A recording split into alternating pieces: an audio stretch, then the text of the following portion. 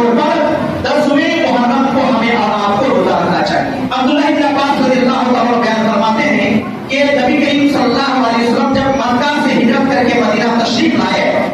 تو دیکھا کہ یہودی لوگ 10ویں محرم کو روزہ رکھ رہے ہیں۔ آپ صلی اللہ علیہ وسلم نے ان سے پوچھا کہ یہ کیسا روزہ ہے، تم لوگ اس دن روزہ کیوں رکھ رہے ہو، وجہ کیا ہے؟ تو ان لوگوں نے اس کہا اسی 10 محرم کو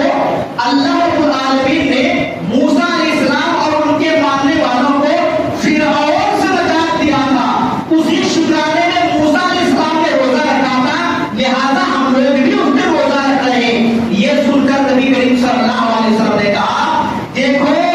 موسیٰ علیہ السلام کا جہاں تک تعلق ہے تو تمہارے بنسبت میں زیادہ حقدار ہوں کہ موسیٰ علیہ السلام کے خوشی کے اندر شریک ہو جاؤ، کیونکہ موسیٰ نبی میں بھی نبی، وہ میرے بھائی ہیں، تم سے زیادہ حقدار میں ہوں۔ چنانچہ نبی کریم صلی اللہ علیہ وسلم نے روزہ رکھا اور صحابہ کرام نے بھی روزہ رکھا۔ پھر نبی کریم صلی اللہ علیہ وسلم نے ایک حدیث کے اندر بیان فرمایا کہ جو آدمی یوم عاشورہ یعنی 10ویں محرم کو روزہ رکھتا ہے تو اللہ رب العالمین اس کے پچھلے 1 سال کے صغیرہ گناہ کو معاف کر دیتا ہے۔ تو یہ فضیلت ہے 10ویں محرم کو روزہ رکھنے کا۔ اسی طریقے سے عبداللہ بن عباس رضی اللہ عنہ ایک روایت کے اندر بیان فرماتے ہیں کہ میں نے نبی کریم صلی اللہ علیہ وسلم کو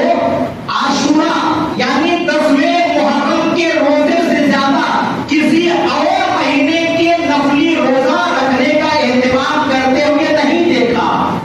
سب سے زیادہ اہتمام 10ویں محرم کے روزوں کے کرتے تھے۔ اسی طریقے سے عبداللہ بن عباس رضی اللہ تعالیٰ عنہ کی ایک اور روایت کے اندر بیان کیا گیا ہے کہ نبی صلی اللہ علیہ وسلم نے بیان فرمایا کہ چونکہ 10 محرم کو یہودی بھی روزہ رکھتے ہیں تو اگر میں آئندہ سال زندہ رہا تو ان کی مخالفت کرتے ہوئے 9 محرم کو روزہ رکھوں گا۔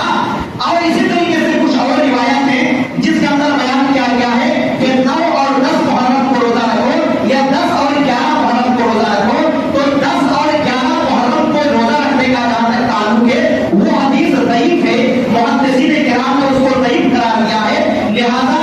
9 اور 10 کو روزہ رکھو یا تو صرف 10 کو روزہ رکھو۔ بعض لوگ کہتے ہیں کہ نبی صلی اللہ علیہ وسلم نے کہا آنے والا مہینہ اگر آنے والا سال اگر میں زندہ رہا تو 9